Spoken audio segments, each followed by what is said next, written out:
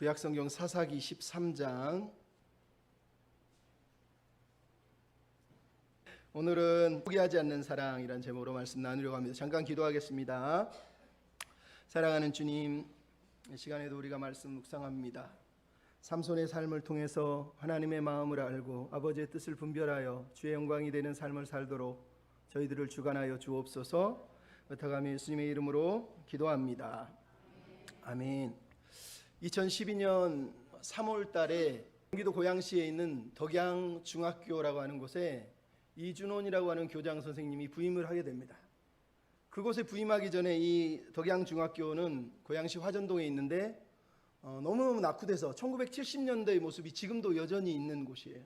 그러다 보니까 가난하고 사람들이 어렵고 학생들은 공부하기도 힘들고 또 부모가 대주고 뭐 하는 게 없으니까 아이들이 학교 폭력이라든가 흡연이라든가 여러 가지 비행 청소년들이 많은 학교가 바로 이곳이었어요.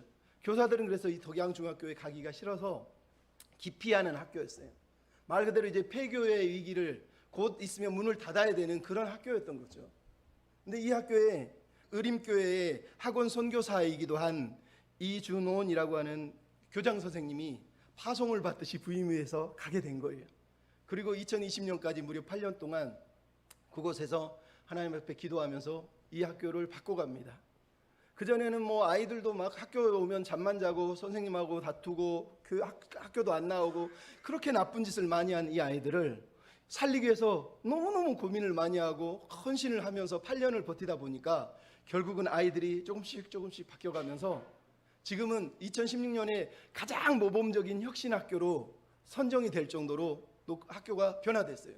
이준원이라고 하는 교장 선생님의 교육 모토가 하나 있었는데, 학교와 가정과 마을 모든 사람들이 함께 하나 되어서 더불어 살면서 행복하게 배우는 공동체를 만들겠다라고 하는 꿈을 가지고 그곳에 찾아가서 그 죽어버린 것 같은 폐교 위기 학교를 살려낸 거예요. 그래서 엄청나게 많은 사람들이 옛날에는 떠나고 싶은 학교가 이제는 찾아오고 싶은 학교로 바뀌었다는 거예요. 대단하죠. 근데 이분이 바로 예수님을 너무 사랑해서 예수님의 마음으로 이 아이들을 가르치고 결국은 이런 열매를 맺었다고 말합니다. 더불어 함께 사는 행복한 배움의 공동체. 멋지지 않습니까? 서로 존경하고 배려하고 공감함을 통해서, 소통을 통해서 아이들의 마음의 상처를 치유하고 부모들의 마음을 치유하고 교사들의 마음을 치유하고, 그래서 교사들도 배우게 하고 부모도 공부하게 하고 아이들도 공부하게 하고 열린 공간이 되는 거예요. 무조건 정보를 주는 게 아니라 좋은 관계를 맺어서 끈끈한 관계를 통해서 상처를 치유한 거죠. 참 놀랍습니다. 근데 이분이 무엇이 학교를 바꾸는가라고 하는 책을 썼는데 거기에 시 한 편을 올려놨어요. 시의 내용은 이렇습니다. 가시가 되다 말았을까, 잎이 되다 말았을까, 날카로운 한 점 끝에 온 힘을 모은 채 가시는 더 자라지 않는구나. 걸어 다닐 줄도 말할 줄도 모르고 남을 해치는 일이라곤 도저히 모르는, 그저 가만히 서서 산소밖에 만들 줄 모르는 저 푸르고 순한 꽃나무 속에 어떻게 저런 공격성이 숨어 있었을까? 수액 속에도 불안이 있었던 것일까? 꽃과 열매를 노르는 힘에 대한 공포가 있었던 것일까? 꽃을 꺾으러 온 놈은 누구라도 이 사나운 살을 꽂아 피를 내리라, 그런 일념의 분노가 있었던 것일까? 한 뿌리에서 올라온 똑같은 수액이건만 어느 것은 꽃이 되고 어느 것은 가시가 되었구나. 김기택 시인의 가시예요. 저 순한 나무에서 똑같은 수액을 받아서 자랐는데 왜 저 잎은 가지는 꽃이 되고 왜 저것은 가시가 되었을까라고 하는 아픔을 담은 시예요. 여러분은 어떻습니까? 여러분의 인생은 하나님 보시기에 꽃이 되었습니까? 아니면 가시가 되어서 매일 남을 찌르고 그렇게 힘겹게 살아가고 있습니까? 여러분, 오늘 우리가 읽은 이 시는 삼손의 이야기를 사실은 너무너무 잘 묘사하고 있어요. 왜? 삼손의 어린 시절을 우리가 알지 못해요. 단지 오늘 본문에 그가 출생한 사건만 알고 있어요. 근데 그 내용을 보면 어머니 태부터 하나님이 선택했으니 얼마나 순수하고 깨끗하게 저 푸른 나무에서 수액을 받으면서 아름답게 성장할 수 있는 그런 많은 가능성으로 태어났잖아요.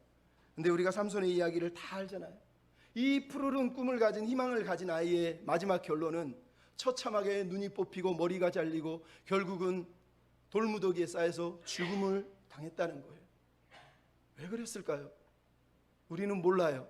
하지만 오늘 본문은 그 원인이 무엇이었는지 우리가 짚어주지 않는 그것들을 잠깐 우리에게 짚어주고 있다라는 거예요.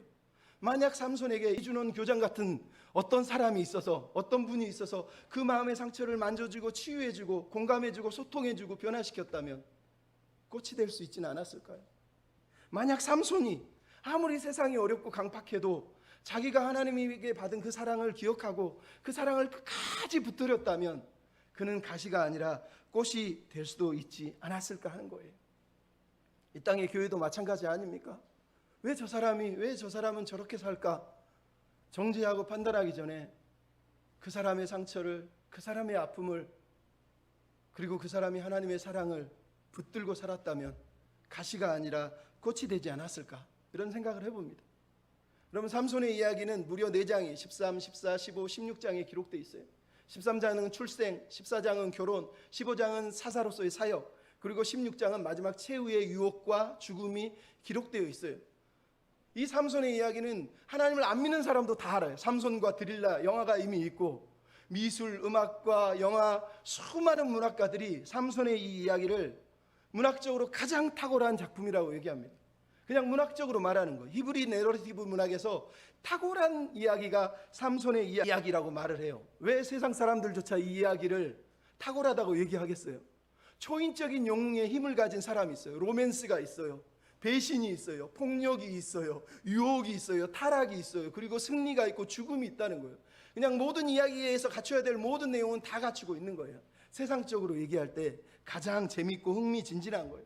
그래서 우리는 어려서부터 삼손 그러면 막 헤라클레스처럼 막 기운 세고 힘 세고 막 그런 사람으로 기억하고 있잖아요. 주일학교 애들도 삼손 그러면 막 헤라클레스 같이 힘센 사람으로 기억하지 않습니까? 근데 삼손의 이야기를 가만히 보면 꼭 그래요. 로빈훗 같기도 하고 홍길동 같기도 하고 동해번쩍 서해번쩍 그냥 힘 한번 쫙 써가지고 막 승리하는 내용이 기록이 되어 있다는 거예요. 근데 여러분 신기한 건 그게 신기한 게 아니라 13장 우리가 읽은 본문이 신기한 거예요. 왜? 다른 사사들 12명의 사사가 등장하는데 그 중에 11명은 그가 어떻게 태어났는지 어떻게 자랐는지 아무 얘기가 없어요. 근데 삼손만 유일하게 그가 태어난 출생의 이야기를, 그것도 한 장에, 무려 한 장에 1절부터 25절까지 어떻게 태어났는지를 기록을 해놓고 있다라는 거예요. 왜? 무엇 때문에? 다른 사사들도 많은데 왜 그 위대한 사사들의 이야기는 아무런 출생 이야기도 안 다루는데 이 삼손만 그 이야기를 다루고 있냐는 거예요. 그 이유는 삼손의 이야기가 사사기의 실패 이야기의 결말로서 가장 확실한 결말을, 왜 그런 결말을 당했는지를 보여주기 위해서 삼손의 이야기 속에 출생 이야기를 담고 있어요. 사사기 1장에 보면 하나님이 유다와 이스라엘 백성들에게 가나안을 정복하라 그러는데 실패 이야기에 등장. 제일 먼저 실패하는 지파가 유다. 물론 완전히 실패하지 않아요. 에브라임부터 므낫세 그 밑으로 내려갈수록 실패하다 마지막 단 지파에 의하면 단 지파는 정복도 못하고 그 땅에서 쫓겨 도망가게 돼요. 오늘 본문에 나오는 삼손의 이야기가 바로 단지파 삼손의 이야기예요. 그러니까 사사의 맨 마지막에 등장하는 이유일 뿐만 아니라 그들이 왜 실패했는가의 마지막 정점을 삼손이 지금 찍어내고 있는 거예요. 삼손이 사는 단지파가 물려받은 땅은 가나안 왼쪽에 있는 해변가 평야지대예요. 그리고 욥바라고 하는 도시가 있고 항구 도시예요. 그러니까 엄청나게 풍요롭고 부유하게 살 수 있는 땅을 물려받은 거예요. 근데 그 땅에 누가 있었냐? 블레셋이라고 하는 대적이 있었어요. 블레셋은 에게 그리스에서 넘어온 철기 문화를 가진 강력한 군대였기 때문에 단지파는 유다 지파 다음으로 수가 많았음에도 불구하고, 그러니까 이스라엘 지파 중에서 두 번째로 인구가 많았다는 거예요. 그 좋은 땅을 물려받았는데 이 적들을 물리치지 못하고 쫓겨서 산 구름, 그러니까 골짜기로 쫓겨 도망가서 거기서 살게 돼요. 해변 평야를 지배하지 못하고 도망다니게 된 거예요. 그러다가 나중에는 그 땅조차 포기하고 북쪽으로 올라가서 저 위에 갈릴리 북쪽 헐몬산 뒤쪽에 거기다가 자리를 잡게 돼요. 그러니까 말 그대로 삼손의 이야기가 마지막에 등장하는 이유는 단지파의 실패 이야기가 삼손의 이야기하고 딱 덧붙여서 우리에게 다가오고 있는 거예요. 이 삼손 이야기를 그러면 하나님이 왜 들려주시려고 하는 걸까? 그것도 출생 이야기를 왜 들려주려고 하느냐는 거예요. 그러면 삼손의 출생 이야기는 삼손의 삶을 가만히 돌아보면서 그가 뭔가 놓친 게 있다는 거예요. 그러면 삼손은 이야기 속에서는 이전에 있던 사사의 이야기가 다 등장하고 있어요. 먼저는 온니엘은 이방 여인이 아니라 자기 민족과 결혼하는 모범적인 사사예요. 하지만 삼손은 어때요? 이방 여인 가나안 여인하고 결혼하는 아주 표륜적인 사사로 등장하게 돼요. 나아가서 연약한 왼손잡이, 그리고 연약한 삼갈, 그리고 두보라, 그리고 연약했던 야엘과 같은 여인처럼 삼손 이야기에는 연약한 삼손의 어머니, 이름도 등장하지 않는 한 여인을 통해서 하나님이 구원의 역사를 이루는 이야기가 등장해요. 삼갈은 소만운 막대기로 600명을 물리쳤다면 나중에 삼손은 나귀 턱뼈 같은 아주 하찮은 거 가지고 블레셋 사람들 몇천 명을 죽이는 이야기가 등장해요. 또 드보라의 이름은 꿀벌이고, 여러분 기억하시고, 꿀벌이라면 기드온은 300용사를 통해서 횃불을 들고 미디안을 물리쳤다면 삼손의 이야기는 삼손이 사자에서 꿀벌을 먹습니다. 300마리의 여우의 꼬리에 횃불을 달아서 블레셋 밭을 태워서 블레셋을 죽이는 일을 하게 돼요. 그러니까 삼손의 이야기 속에서는 그 전에 사사의 이야기들이 다 등장해요. 마지막으로 입다가 소원해서 자기 딸을 죽였던 것처럼 이번에는 하나님이 삼손을 나신으로 택하게 되고, 삼손은 하나뿐인 아들인데 결국은 죽임을 당하는 이야기조차 똑같이 비슷하게 등장을 하고 있다는 거예요. 단 하나 차이점이 있다면 삼손은 온니엘이나 에웃이나 드보라처럼 모범적인 사사도 아니었고, 기드온이나 입다처럼 군사력을 가진 지도자 사사도 아니었고, 그냥 아무런 이스라엘의 구원에는 관심도 없는 자기 인생을 한량처럼 그냥 살아낸 능력만 가지고 있던 한량과 같은 사사였다는 거예요. 근데 왜 이 출생 이야기를 하나님이 여기에 기록해 놓고 있느냐는 거예요. 김지찬 교수가 이런 얘기를 했어요. 이 이야기는 하나님과 하나님의 백성이 언약관계 속에서 어떻게 살아야 되는지를 보여주는 스토리라는 거예요. 무슨 얘기냐? 하나님이 이스라엘이 계속 실패했음에도 불구하고 여전히 그들을 포기하지 않으셨던 하나님의 사랑의 이야기가 들려줄 뿐만 아니라, 그 사랑을 깨달았다면 그들도 하나님의 언약 백성답게 그 땅에서 하나님이 기대하는 삶을 살았어야 했다는 거예요. 그 내용이 오늘 삼손의 출생 이야기 속에 등장하고 있는 거예요. 다시 얘기하면 우리가 놓치지 말아야 될 언약 백성의 삶의 방식, 하나님이 포기하지 않고 계시는 그 사랑의 방식 앞에 우리도 붙들어야 될 방식이 있다는 거예요. 그게 뭐냐? 첫째는 은혜 베푸시기를 포기하지 않았다는 거예요. 다시 얘기합니다. 따라서 합시다. 은혜로 살아가길 원하십니다. 하나님이 은혜 베푸시기를 포기하지 않으셨다면 그 말은 거꾸로 얘기하면 우리가 은혜로 살기를 원하셨다는 얘기예요. 오늘 본문 1절은 이렇게 시작합니다. 다시 이스라엘 백성이 범죄했다는 거예요. 여기서 다시는 죄를 안 짓다가 죄를 지었다는 게 아니라 계속 죄를 지었다는 얘기를 하는 거예요. 어느 날 갑자기 죄인이 된 게 아니라 그 전부터 죄를 짓고 지은 것이 삼손 시대에 다시 폭발했다라고 얘기를 하는 거예요. 근데 블레셋이 몇 년을 압제했다고요? 40년. 40년은 사사들 중에 가장 긴 압제예요. 제일 길었던 게 20년 정도밖에 안 돼요. 근데 지금은 40년이에요. 근데 이 40년 중에 삼손은 20년 동안 사사를 했다는 얘기는 뭐예요? 그는 사사로서 40년 압제 중에 20년을 했지만 이스라엘 구원에 내지도 못했고 이스라엘의 아무런 구원의 역사를 보여주지 못한 사사로 그냥 죽었다라고 얘기를 하는 거예요.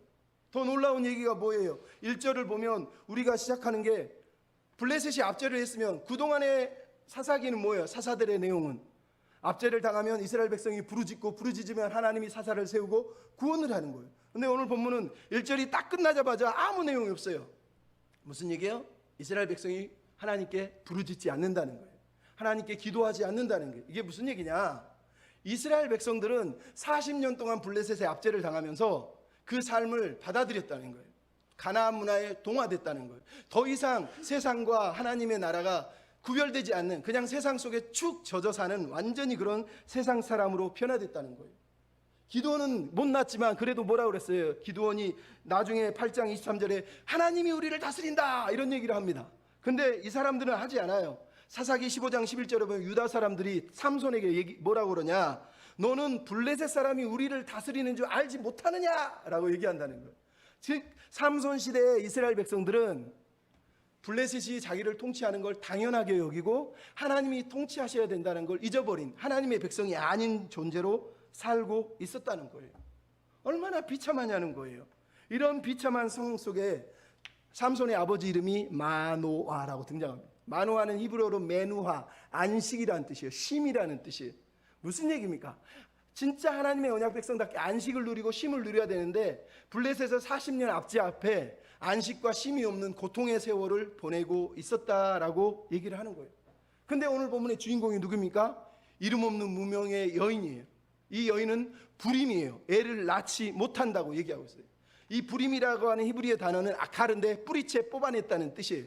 즉 뿌리가 없다는 얘기가 뭐예요? 자녀가 없다는 얘기가 뭐예요? 절망이에요. 끝이에요. 아무런 소망이 없다는 뜻이에요. 왜 이 이야기를 지금 삼손의 출생 이야기에 시작하냐고요? 이게 바로 이스라엘의 영적 상태라는 거예요.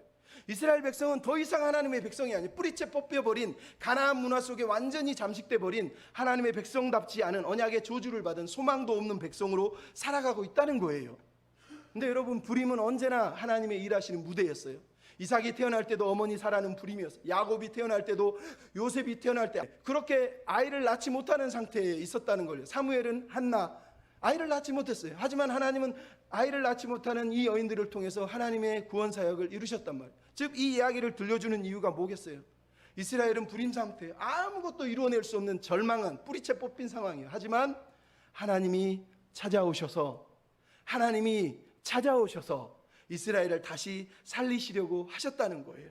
그래서 이 여인에게 네가 아이를 낳을 것이고 네 아이가 나실이 돼서 이스라엘을 구원하실 것이다 라고 얘기를 하고 있다는 거예요. 왜 이 출생 이야기가 등장하냐고요?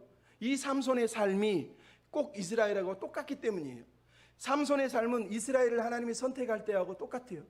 야곱이 어떻습니까? 어머니 태에서 태어나서 잉태하기도 전에 하나님이 어머니에게 나타나서 뭐라고 그러죠? 네 아들이 작은 자가 큰 자를 섬기고 큰 자가 작은 자를 섬기고, 이렇게 얘기하면서 내가 작은 자를 택했다 말한 것처럼 어머니 태에 있을 때 이미 선택을 해요. 그게 이스라엘이란 말이에요. 삼손도 똑같이 선택을 받는 거예요. 그리고 소명을 줘요. 너는 이스라엘이 될 것이다. 삼손에게 소명이 이스라엘을 구원할 것이다. 소명을 주는 거예요. 근데 삼손이나 이스라엘이나 똑같죠. 이스라엘은 우상에게 유혹돼서 따라가고 삼손은 여자에게 미쳐서 유혹돼서 따라가고 있는 거예요. 이스라엘은 자기 눈이 멀었다는 걸 알지 못하고 자기 인생을 살피지 못하고, 삼손은 눈이 뽑혀서 자기 앞을 보지 못해요. 이스라엘은 우상을 섬기면서도 자기가 하나님께 버림받았다는 걸 깨닫지 못하고 삼손조차 자기가 버림받은 걸 깨닫지 못하는 거예요. 그러니까 이 삼손의 출생 이야기는 이스라엘의 이야기예요. 이스라엘 이야기. 그래서 마지막에 등장하는 거예요. 너희가 왜 이렇게 사사들이 실패하고 이스라엘이 여기까지 온주하느냐? 그것을 삼손의 이야기를 통해서 다시 들려주는 거예요. 내가 너희를 은혜로 선택하고 구별하고 부르고 소명을 주고 영광을 위해 살라고 불렀었다는 거예요. 그게 은혜라는 거예요. 은혜. 근데 이거를 은혜로 이 사람들은 받아들이지 못했다고, 그걸 잊어버렸다는 거예요. 그러니까 삼손뿐만 아니라 이스라엘 백성이 잊어버린 게 뭐라고요? 은혜를 결국은 잊어버린 거예요. 자기의 인생이 은혜라는 걸 잊어버린 거예요. 그래서 하나님이 아니라 세상을 보고 세상을 통해서 무언가를 누리려고 했다는 거예요. 그게 아프다는 거예요. 근데 감사한 게 뭐예요? 중요한 건 여기서 하나님이 포기하지 않으시고 이들에게 은혜를 베푸시려고 찾아오셨다는 거예요. 자기 백성을 향한 사랑을 포기할 수가 없어요. 죽어가는 이 아이를 죽게 놔둘 수가 없어서 지금 인공호흡을 하고 심폐소생술을 하면서 다시 살리겠다는 거예요. 그래서 하나님이 찾아오신 거예요. 그게 나실인이에요. 여러분, 나실인이 뭐예요? 그것도 어머니 태에서부터 나실인이에요. 이게 중요한 거예요. 그동안 하나님이 본 게 뭐예요? 온니엘부터 12명의 사사를 보니까 사사들은 뭐예요?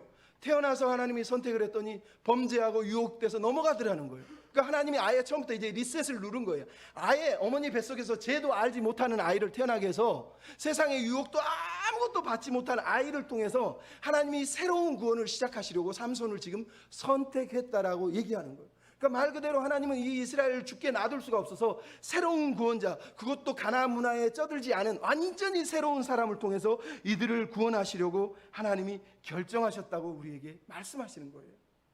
삼손이 여기서 무너졌다는 건 하나님의 은혜가 무너졌다는 게 아니라 그럼에도 불구하고 삼손이 세상을 사랑했다는 뜻이고, 또 하나는 삼손이 그래도 무너졌다는 얘기는 결국은 죄 없으신 동정녀 마리아를 통해서만 메시아가 와야 되는 이유를 이 이야기 속에서 다시 설명해 주는 거예요.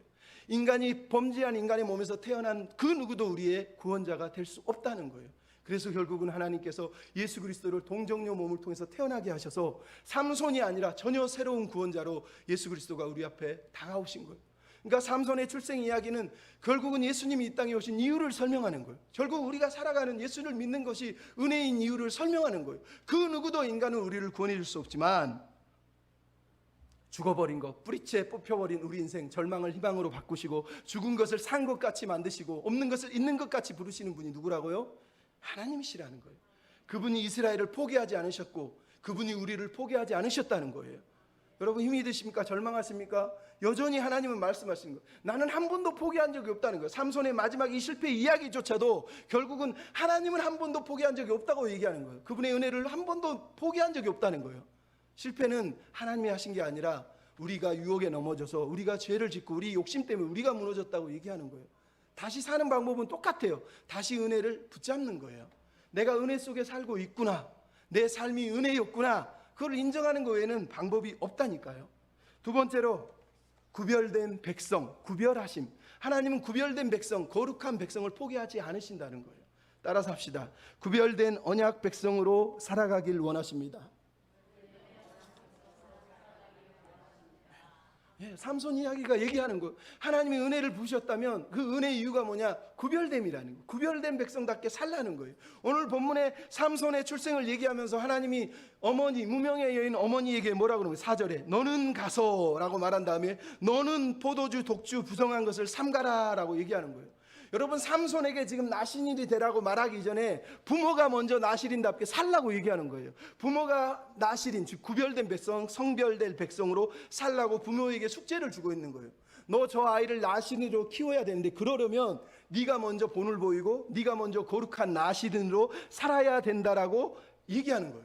신앙의 유산을 누가 물려줍니까? 내가 본이 안 되는데, 내 말이, 내 생각이, 내 삶이 세상을 살아가면서 애 보고 너는 교회 다녀, 너는 예배 드려, 너는 하나님 믿어, 믿어집니까? 지금 그 얘기하는 거예요. 부모 니네부터 우상 숭배하지 말고, 어머니 당신부터 포도주, 독주 마시지 말고 악한 거 끊고 구별된 삶을 살라라고 신앙의 유산을 물려주려면 먼저 네가 구별돼야 돼라고 어머니에게 말하고 있는 거라니까요. 그럼 이게 중요한 거예요. 이스라엘이 왜 실패했습니까? 사사기 2장 10절에 그 후에 일어난 다른 세대는 여호와를 알지 못하고 여호와께서 이스라엘에 행하신 일도 알지 못하더라. 무슨 말이에요? 그 부모 세대가 신앙의 유산을 물려주지 못하니까 자녀들조차 하나님을 믿지 않았다고 얘기하는 거예요. 그러니까 삼손의 이야기가 우리에게 다시 들려주는 거예요. 하나님은 하나님의 백성을 은혜로 베푸실 뿐만 아니라 구별된 백성, 거룩한 백성, 제사장 나라로 세우기를 원하셨다는 거예요. 그래서 삼손 또한 구별된 백성으로 어머니 태에서부터 구별했다는 거예요. 부모도 그래서 구별된 백성으로 살아야 됐다는 거예요. 이스라엘이 왜 실패했다고요? 구별된 백성임을 잊어버렸기 때문에, 내가 구별됐다라는 걸 잊어버렸기 때문이라는 거예요. 그래서 여러분, 오늘 본문에서 무려 3번이나 4절, 5절, 7절, 13절, 14절 나실인 규례가 3번이나 등장해요. 왜 똑같은 말을 3번을 반복할까요? 이게 가장 중요하다는 걸 강조하는 거예요. 이게 가장 중요하다는 걸 강조하는 거예요. 여러분, 삼손을 하나님이 나신으로 선택했다는 얘기는 삼손뿐만 아니라 그 부모, 그리고 우리조차도 하나님이 우리를 판단할 때 평가하는 기준이 바로 이 나실인이라고 하는 기준이라는 거예요. 기준. 여러분, 우리를 평가하는 기준은 세상 평가가 아니에요. 세상 사람이 너 돈 많냐, 빽 있냐, 가진 건 있느냐, 그건 세상 평가고, 하나님이 우리에게 평가하는 기준은 따로 있는 거예요. 그게 나실인 규정, 즉 말씀이라는 얘기예요. 말씀. 나실인 규정의 핵심은 나실인처럼 우리도 머리 깎지 말고 우리도 나실인처럼 포도주 마시지 말고 이 얘기를 하는 게 아니에요. 우리 인생의 기준이 필요하다는 거예요. 그게 바로 나실인 규정을 통해서 말하는 거예요. 삼손뿐만 아니라 부모뿐만 아니라 이스라엘 백성, 그리고 우리조차도 세상의 기준이 아니라 이 기준으로 하나님 우리를 판단하실 거라는 거, 평가하실 거라는 거. 그래서 부모가 자녀 앞에 본이 되는 방법, 내가 말씀대로 살아내는 거예요. 여러분, 오늘 본문에 하나님께 바쳐진 나실인이라고 5절에 써 있잖아요. 하나님께 바쳐진, 무슨 일이에요? 하나님 것이라는 거예요. 내가 구별됐다라는 말은 뭐냐? 나는 내 것이 아니고, 나는 세상 것이 아니고 하나님 것이라는 거예요.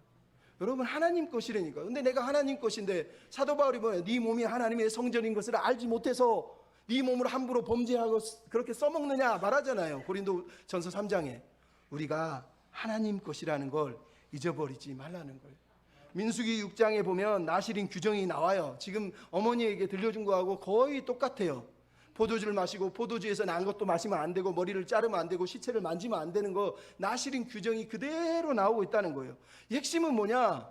머리를 자르는 것도 아니고 포도주를 만지고 죽은 자를 만지고 이런 게 아니라, 핵심이 뭐냐? 하나님만 바라보게 하려는 게 나실인의 핵심이에요. 머리를 자르지 않는 이유가 뭐예요? 내 머리 위에 내 삶을 주관하시고 다스리시는 분이 계신데 그게 하나님이라는 걸 깨닫는 사람, 그런 존재가 나실인이라는 거예요. 그러니까 실제로 이스라엘 백성은 나실인으로 살았어야 된다는 얘기예요. 거룩한 백성이라고 말하잖아요. 그게 하나님의 꿈이었다는 얘기를 하는 거예요. 나아가서 뭐라 그럽니까? 5절에 이스라엘의 구원을 위해서, 구원을 시작하기 위해서 이 아이를 선택했다는 거예요. 무슨 얘기예요? 나실이냐, 구별됨이라는 게 하나님의 계획 속에 내가 살고 있음을 믿고 사는 걸 말하는 거예요.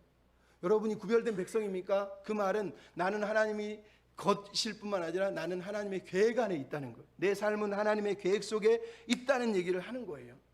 그거를 신뢰했어야 된다는 거예요. 이스라엘 왜 실패했다고요? 하나님의 언약 백성, 구별된 백성, 하나님의 소유인 것도 잊어버리고 하나님이 계획 안에 내가 있구나라는 것도 잊어버린 채 세상을 부러워하고 세상을 쫓아가다 망했다라고 우리에게 얘기하는 거예요. 여러분, 우리는 나실인이에요. 영적으로 나실인이라는 거. 여러분, 삼손의 어머니가 7절에 그 사자가 자기에게 나타난 걸 자기 남편에게 들려주면서 얘기합니다. 근데 여호와의 사자를 하나님의 사람이라고 말하는 것을 볼 때 아직은 여호와 하나님에 대한 인식이 없어요. 왜? 40년 동안 이방 문화에 젖어 있으니까. 그럼에도 불구하고 이 여인이 얘기한 것 중에 재밌는 게 하나 있어요. 죽는 날까지 이 아이가 나실인이 된다라고 얘기했다는 거예요. 죽는 날까지 나실인이 된다고. 하나님은 죽는 날까지라고 얘기를 안 했는데 이 어머니는 죽는 날까지라고 말을 하고 있어요. 나실인은요, 일정 기간을 말하기도 하고 평생을 말하기도 해요. 하나님은 이 아이에 대해서 평생을 얘기하지 않았지만 태에서부터 태어났으니까 이 어머니는 그렇게 믿는 거예요. 아, 죽는 날까지 나실인이 돼야 되는구나. 이게 중요한 거예요. 왜? 삼손의 일생은 태어날 때부터 죽을 때까지 머리를 자르고 머리를 다시 자라고 이야기, 나실인 이야기로 결국은 모든 게 시작되고 끝나버려요. 말 그대로 모든 인생이 나실인이었다라는 걸 얘기하는 거예요. 그러니까 여러분, 이게 우리에게 들려주는 거예요. 우리 인생 전부가, 이스라엘의 인생 전부가, 삼손의 인생 전부가 하나님의 나실인이었다는 거예요. 그렇게 구별된 삶을 살았어야 됐다고 얘기를 하는 거예요. 근데 삼손의 어머니가 놀랍지 않습니까? 그 당시 사회에 이름도, 삼손의 어머니 이름을 써주면 안 되나요? 모세 어머니 요게벳처럼 이름 좀 줘주면 안 되나요? 근데 안 줘주는 거예요. 이게 무슨 얘기인지 알겠어요? 그 당시 문화라는 거예요. 그 당시 여인들은 점점 갈수록 이름을 잃어가고 하찮은 존재로 그냥 취급받고 있었다는 거예요. 근데 이 하찮은 존재에게 하나님이 찾아오셔서 말씀을 줬더니 이 여인은 불신하지도 의심하지도 않고 그 말씀을 그대로 받아들이고 남편에게 전달을 하고 있어요. 이게 놀라운 거예요. 마치 마녀 마리아가 천사가 찾아오니까 주의 말씀대로 이루어지이다 하고 억셉했던 것처럼, 받아들인 것처럼 이 여인도 지금 그것을 받아들이고 있다는 거예요. 그런데 삼손의 아버지 마노아는 어떻습니까? 마노아는 완전히 그 당시 사회의 습관, 관습에 찌들려 있는 사람이고 가부정적인 사람이라는 걸 할 수 있어요. 어떤 사람은 막 설교에 막 마노아의 아버지가 막 신앙이 신실하고 하나님의 구별된 사람이었다고 말하는데 사실 그렇지 않습니다. 오늘 본문에 나오는 마노아는 어머니보다 못한, 믿음이 없는, 정말 하나님에 대해서 알지 못하는 사람이에요. 왜? 어머니가 얘기하니까 8절에 마노아가 기도를 해요. 뭐라고 하죠? 하나님의 사자여, 다시 나에게 오시게 하셔서 내가 어떻게 가르칠 줄을 알게 해 주십시오. 기도하고 있네? 우리식으로 그런 거. 기도. 그래, 우리도 어려운 기도해야 돼. 여러분, 성경은 그걸 지금 가르쳐주고 이것을 기록하고 있는 게 아니에요. 마노아가 지금 기도했다는 걸 우리에게 들려주고 있는 것이 아니라 마노아가 기도하는 거는 그가 가진 불신과 무지 때문에라는 걸 드러내기 위해서 이 이야기를 들려주고 있는 거예요. 아내로부터 그는 좋은 소식을 받았어요. 아이가 태어난대. 근데 왜 기도하죠? 믿을 수 없다는 거예요. 무엇을? 아내가 전한 걸 믿을 수 없다는 거예요. 그 당시 여자들이 전하는 말을 천사들이 만약 하나님을 만나준다면 나를 만나주고 남자를 만나야지 여자를 만날 리가 없다는 거예요. 그래서 믿을 수 없다고 얘기하는 거예요. 자신이 직접 확인하겠다는 거예요. 무슨 얘기예요? 영적 권위에 대해서 불신하는 거예요. 아내를 찾아와서 아내에게 말씀하시는 하나님이 아니라 나에게 말씀을 해야지만 내가 받아들이겠다고 말하는 거예요. 얼마나 교만합니까? 그래서 여러분 8절, 12절, 15절에 마노아가 계속 말하는 게 뭐예요? 우리에게 나타나시고 우리에게 말씀하시고 우리에게. 왜요? 천사가 자꾸 저 여자에게만 나타나니까 자기가 소외됐다는 거예요. 나한테 나타나요. 내가 아버지인데, 내가 권위를 가졌는데 나한테 권위를 줘야지. 지금 이런 마음을 가지고 계속 그래서 따지고 있는 거예요. 따지고 있는 거. 근데 천사가 마노아에게 대답한 내용이 뭐예요? 마노아가 기도한 내용 중에 뭐예요? 첫째는 나타나달라고 기도했는데 하나님이 나타났나요? 자기에게 나타나지 않고 다시 마노아의 부인인 삼손의 어머니에게 나타나는 걸 우리가 보게 돼요. 왜요? 그게 의도거든요. 다시 없어서 장소의 문제가 아니라 여전히 하나님의 사자는 여인에게 준 그 메시지가 가장 중요하다는 거예요. 그 메시지를 너는 믿으라고 얘기하는 거지. 너한테 안 나타났다고, 이건 나에게 준 말씀이 아니라고 이렇게 거절하지 말라고 말하기 위해서 천사는 의도적으로 다시 여인에게 나타나고 있는 거예요. 이게 무척 중요한 거예요. 또 하나는 뭐라고 그럽니까? 11절에 그 말할 때 단어를 보십시오. 이 여인에게 말씀한 사람이 그 사람입니까? 마노아가 얘기합니다. 우리식으로 표현하면 어떡할까요? 당신이 이 여자가 말한 그 사람 맞아? 이 얘기하고 똑같은 거예요. 자기 부인을 이름도 부르는 게 아니라 이 여자가 당하는 거예요. 그러니까 얼마나 마노아가 자기 부인을 우습게 여기는지 아주 깔아뭉개고 있는 어투를 가진 거예요. 그랬더니 선사가 뭐라고요? 내가 그다. 아주 단순하게 한마디 툭 던져버립니다. 무슨 얘기예요? 마노아의 말에 대해서, 마노아의 질문에 대해서 무척 기뻐하지 않는다는 걸 알 수 있어요. 그리고 나서 마노아가 뭐라고 하는 거예요? 자녀를 어떻게 기를 거야? 그랬더니 이번에 13절 14절 뭐라고요? 내가 여인에게 말한 그것을 네가 지켜, 이렇게 얘기합니다. 무슨 얘기인지 아시겠어요? 지금 흐름을 보세요. 천사는 지금 계속 얘기하는 거, 네가 중요한 게 아니라 저 여인에게 내가 했던 그 말을 지키라니까. 내가 여인에게 한 말 그것을 지키라고. 그것만 지키면 된다는 거예요. 이게 중요한 거예요. 그러면 나시린 규정은요, 더 이상 더하거나 정보를 보탤 내용이 하나도 없어요. 말 그대로 나시린 규정은 뭐예요? 포도주와 포도주 수산을 먹지 않으면 돼요. 시체를 만지지 않으면 돼요. 그리고 머리를 자르지 않으면 돼요. 여기에 다른 걸 정보를 추가할 내용이 하나도 없어요. 근데 왜 마노아가 계속 물어보고 있어요? 왜 물어보고 있어요? 이 규정 외에 다른 게 필요 없는데도 계속 물어보고 있는 이유는 그가 지금 여인에게 전달된 그 말을 믿을 수 없다고 말하는 거예요. 그래서 천사가 퉁명스럽게 말하는 거예요. 네 여자, 네 부인에게 한 말, 그걸 너는 받아들여야 된다는 거예요. 결국은 이스라엘 백성들이 무너진 이유가 다 똑같아요. 교만해서 무너진 거예요. 하나님의 말씀, 이미 정해진 그 규정을 붙들고 말씀의 백성으로 살지 않고 자꾸 뭔가 새로운 걸 듣고 새로운 걸 깨닫기를 원하고 자기에게만 뭔가 직접적인 경험을 받기를 원했던 그 종교적인 열심 때문에 이스라엘 백성은 결국은 우상을 숭배하게 되고 결국은 무너졌다라는 걸 우리가 알 수 있어요. 여러분, 이게 삼손이 나중에 어떻게 될지를 보여주는 거예요. 어둡지 않아요? 왜? 부모가, 특히 아버지가 자꾸 하나님의 말씀을 의지하고 있는 게 아니라 자기 권위를 의지하고 자기가 주도권을 쥐고 자기가 영적 주도권을 쥐고 뭔가를 막 움직여가야지 만족하는 사람이라는 거예요. 이 부모 앞에서 태어난 아이는 어떻게 될까요? 걱정스럽지 않나요? 벌써부터 우리는 걱정스럽게 되는 거예요. 하지만 중요한 건 이거예요. 하나님이 이스라엘 백성을 구별했다는 거예요. 하나님이 삼손을 구별했다는 거예요. 하나님이 우리를 구별했다는 거예요.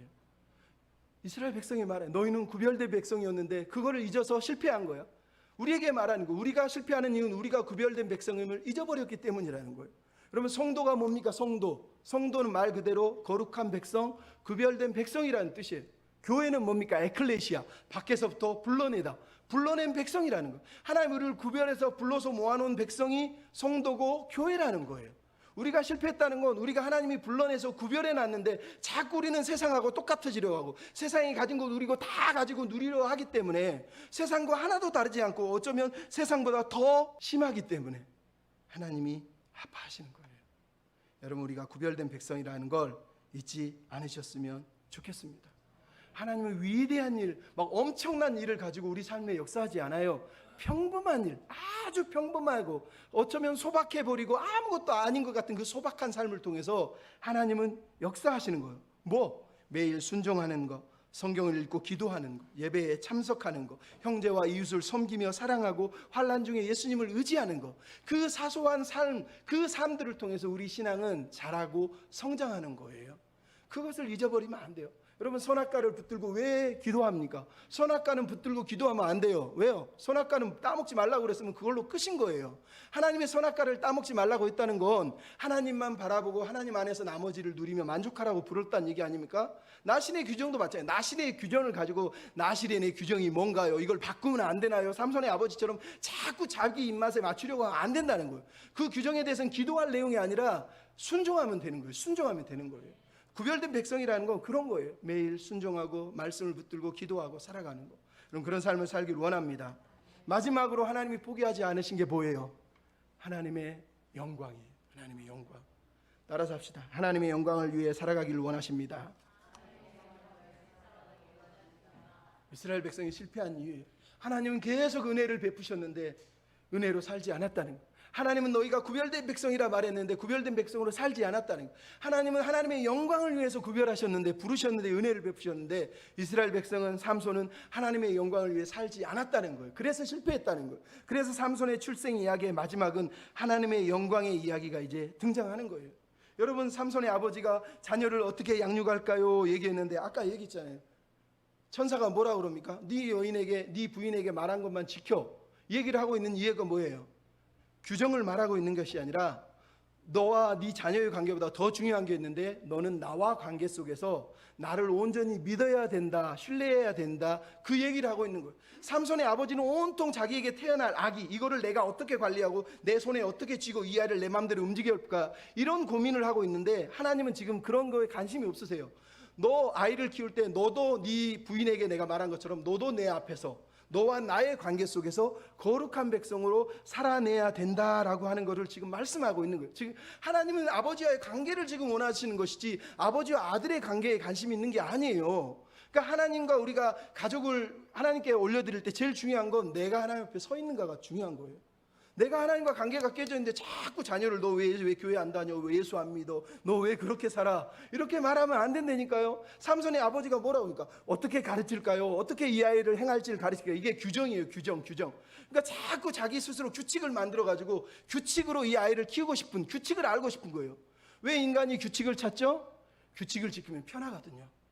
그래서 유대인들이 규칙을 지키는 율법주의자가 된 거예요. 안식일에 해서는 안 될 덕목이 뭐 300몇 개, 600몇 개라고 그러잖아요. 그 규칙만 지키면 내가 신앙이 좋다고 생각하는 거예요. 그래서 예수님이 이 독사의 새끼들아 라고 얘기한 거예요. 왜? 하나님이 원하는 건 규정이 아니에요. 율법이 아니에요. 여러분 교회 다니면서 내가 헌금했네, 사랑하겠지. 내가 기도했네, 하나님 사랑해 주겠지. 내가 예배 드렸네, 사랑해 주겠지. 자기 신앙을 자꾸 규정화하고 규칙화 정해가지고 내가 규칙적으로 한 것 때문에 하나님이 나를 사랑할 거라고 믿는 건 그게 율법주의라니까요. 하나님은 규정을 원하는 게 아니에요. 그 규정 너머에서 가장 핵심적인 것, 하나님과 우리의 관계, 하나님을 의지하는 거예요. 삼손의 아버지가 뭐라고 그런 줄 아세요? 나중에 보면 알지만 내가 당신에게 제사를 드리고 싶어요. 15, 16, 17절에 나와요. 제사를 드리겠다 그러니까 하나님의 사자가 제사는 나에게 드리지 말고 하나님께만 드려야지 이렇게 딱 얘기를 해요. 이게 왜 중요한지 아세요? 그동안 기드온, 입다 이런 사사들이 하나님의 이름으로 사역하면서 하나님의 영광을 다 도둑질했거든요. 그래서 하나님의 사자가 나타나서 얘기하는 거예요. 니네들이 왜 실패한 줄 아느냐? 하나님의 영광을 도둑질했다는 거예요. 그래서 하나님의 사자는 대뜸 얘기하는 거예요. 하나님께만 마땅히 번제를 드려라. 16절에 나와 있잖아요. 하나님께만 영광을 돌리라는 거예요. 하나님께만 영광을 돌리라는 거예요. 그것을 안 돌렸기 때문에 이스라엘이 실패한 거고 삼손이 실패한 거고 우리가 실패하는 거라는 거예요. 여러분, 하나님의 사자는, 우리 같은 사람은 그런 거예요. 하나님이 주신 은혜만 전하면 돼요. 그것을 통해서 돈을 벌고 그것을 통해서 부를 누리는 건 사기꾼이고 싹꾼이에요.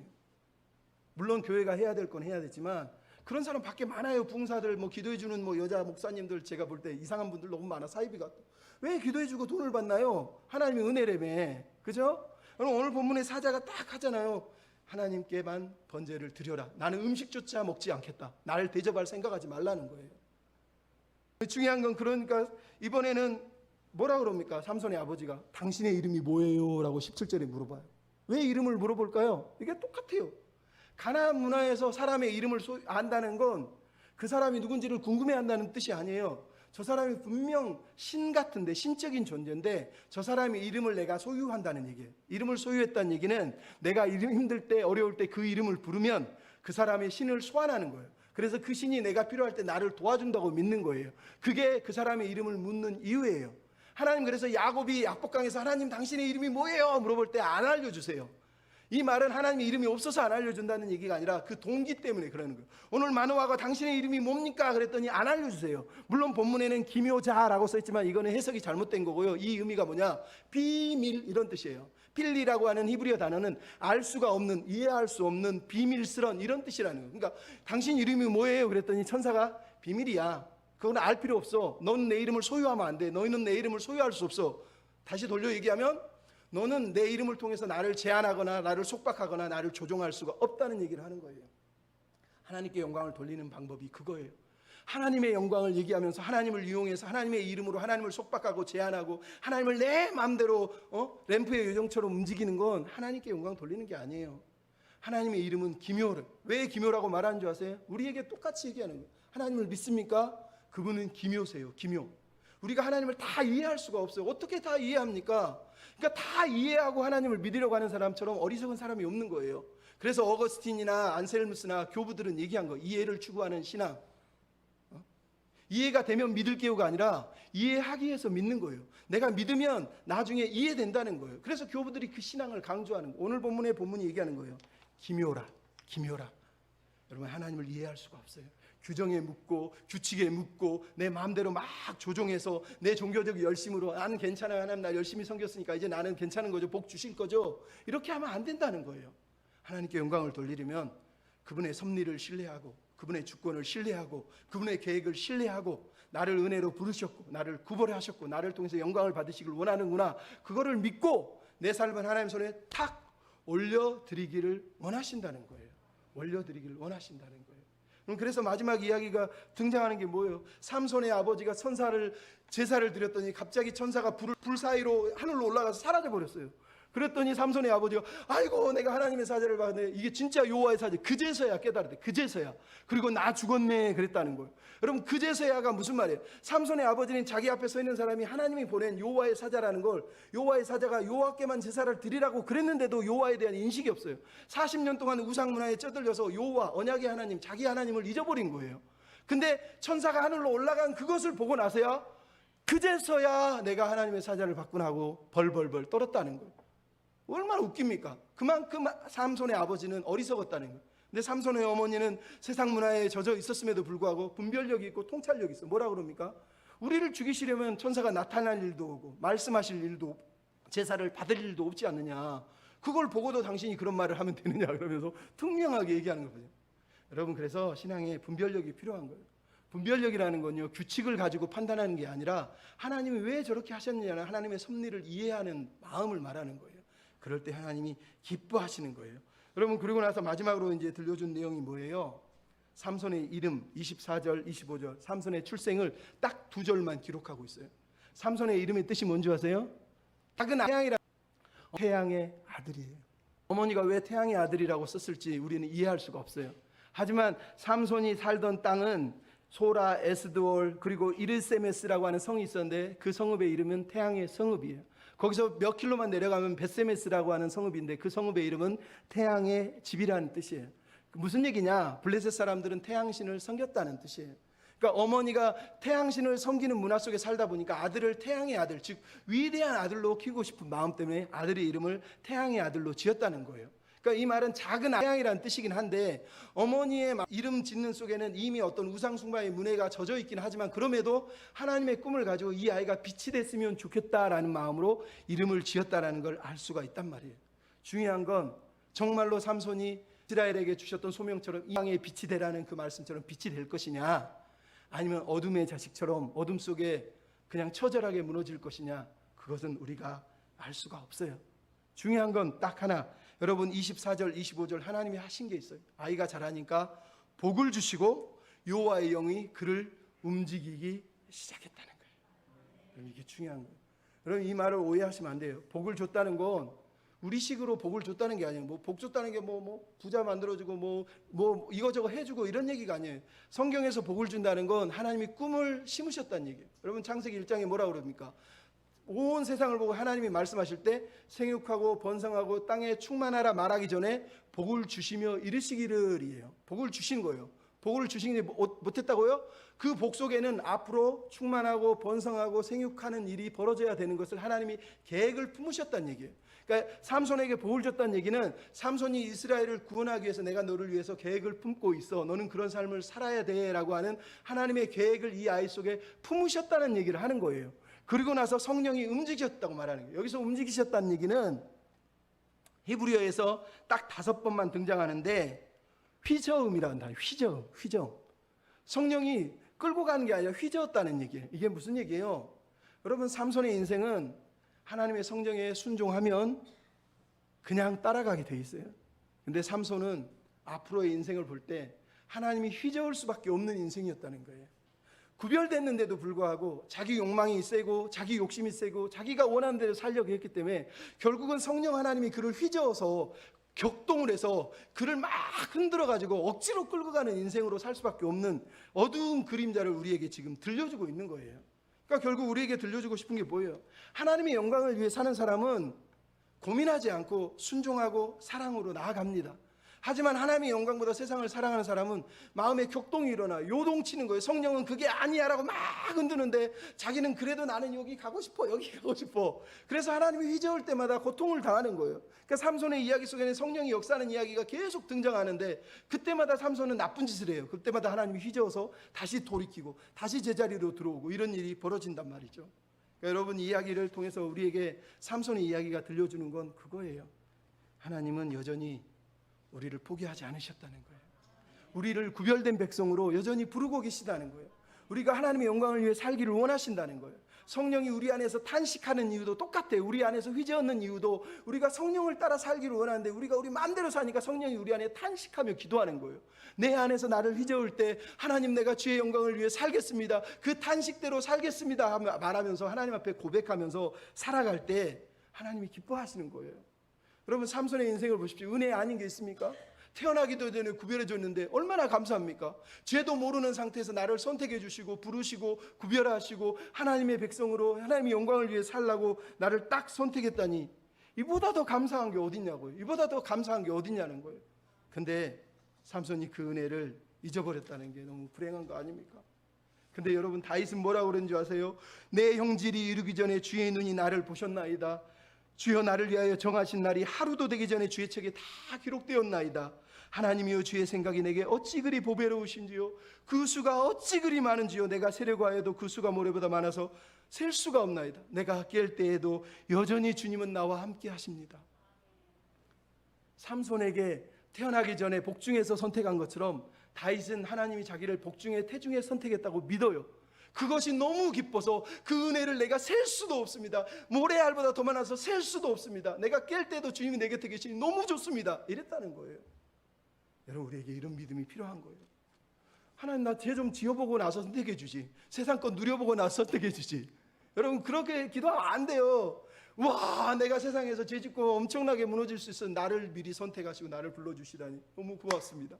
감사합니다. 이게 최고의 복입니다. 이렇게 여러분, 우리가 고백해야 되지 않겠습니까? 여러분, 우리 인생은 은혜예요. 은혜.